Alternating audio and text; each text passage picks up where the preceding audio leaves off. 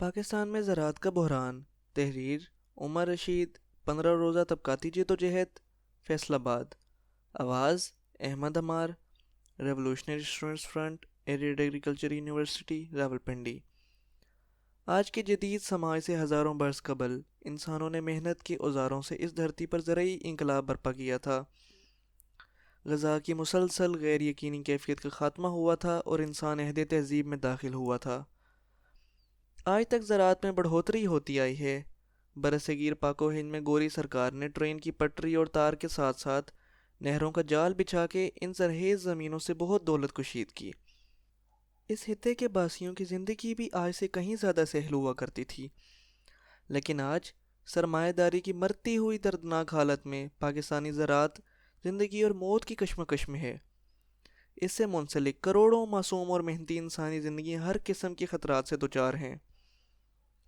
سرمایہ کی ہوس میں برجوازی نے زمین کا زیور یعنی جنگلات اتار کر اسے گھائل اور بدصورت بنا دیا ہے، جس سے درجہ حرارت میں مسلسل اضافہ ہو رہا ہے.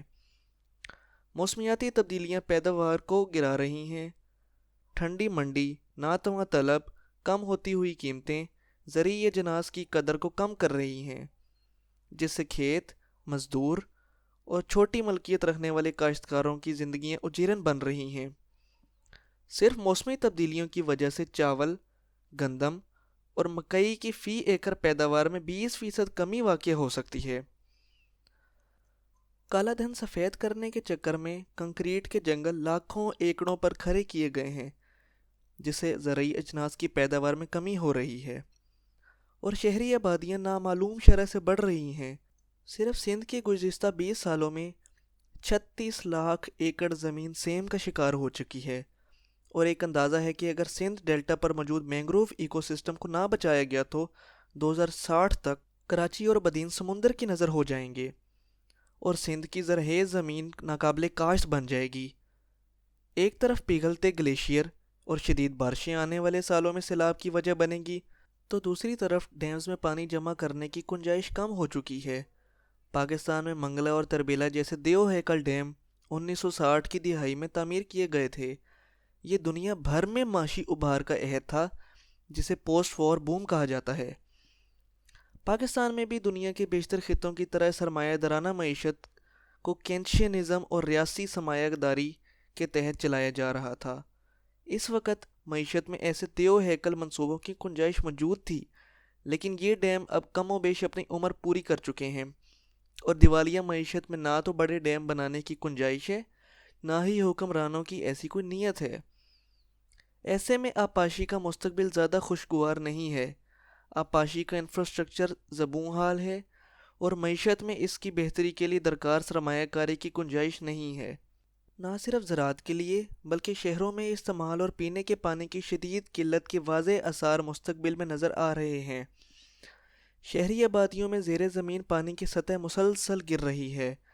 ایک طرف قحط اور ہوش سالی اور دوسری طرف سیلاب اور شدید بارشیں سرمایہ کے اس نظام کی دین ہیں جو انسانیت کے وجود کے لیے ہی خطرہ بن چکا ہے. پاکستان کا بدعنوان اور لمپن حکمران طبقہ کسی بھی قسم کی منصوبہ بندی کرنے کا اہل نہیں ہے. جنگلات نہ ہونے کے برابر ہیں اور جو بچ گئے ہیں ان پر بھی ٹمبر مافیا گھات لگائے بیٹھا ہے. روزانہ جنگلی حیات کی کئی نسلیں معدوم ہوتی جا رہی ہیں. لائف سٹاک کو نیسلے اور دوسری فوڈ کمپنیاں برباد کر رہی ہیں. 700 ارب روپے پر مشتمل پولٹری کی صنعت بھی بحران کا شکار ہے، جس میں بڑی مچھلیاں چھوٹی مچھلیوں کو کھاتی جا رہی ہیں اور اپنی اجارہ داری قائم کرنے کی دوڑ میں لگی ہوئی ہیں. ایک وقت میں کنٹرول شیڈز کا کاروبار عروج پر تھا اور ہر کوئی اس میں سرمایہ کاری کر رہا تھا، تاہم بڑے سرمایہ داروں کی اجارہ داری کی وجہ سے بہت سے چھوٹے سرمایہ دار منڈی سے باہر ہو گئے ہیں.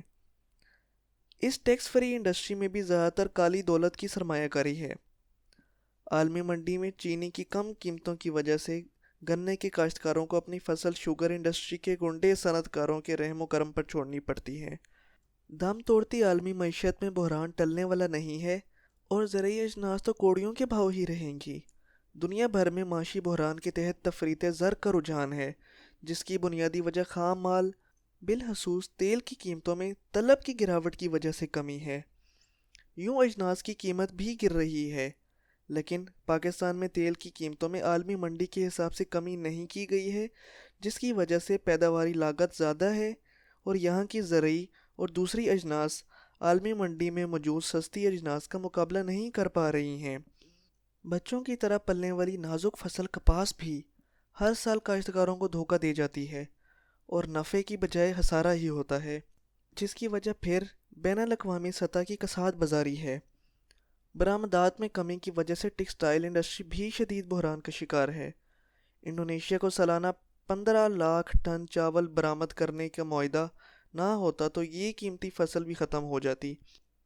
تاہم اس فصل سے وابستہ کاشتکار بھی بڑی تعداد میں پہلے ہی دیوالیہ ہو چکے ہیں۔ افغانستان اور خیبر پختونخوا میں اس وقت روس آٹا سمگل کر رہا ہے، جو پہلے زیادہ تر پنجاب کی فلور ملیں کرتی تھیں۔ اب طلب نہ ہونے کی وجہ سے صورتحال یہ ہے کہ بند ملیں 6 لاکھ روپے ماہانہ گھاٹا دے رہی ہیں اور چلتی ملیں 3 لاکھ روپے روزانہ۔ مالکان کے ہارٹ اٹیک کی اصل وجہ تو یہی ہے۔ اس وقت زراعت کا استحکام اس نظام کے ہوتے ہوئے ناممکن ہے، جس کی خمیر میں بد نظمی اور انارکی ہے۔ ایسا طرز معیشت کوئی آسودگی نہیں دے سکتا۔ منصوبہ بندی، اجتماعی ملکیت اور محنت سے ان وافر وسائل کو بروئے کار لایا جائے تو اتنی فراوانی اور افراط ممکن ہے کہ سماج سے مانگ، قلت اور محرومی کا ہمیشہ کے لیے خاتمہ ہو سکتا ہے۔ چھوٹے اور بڑے ڈیموں کی تعمیر سے نہ صرف زرعی پانی بلکہ توانائی کا مسئلہ بھی حل ہو سکتا ہے۔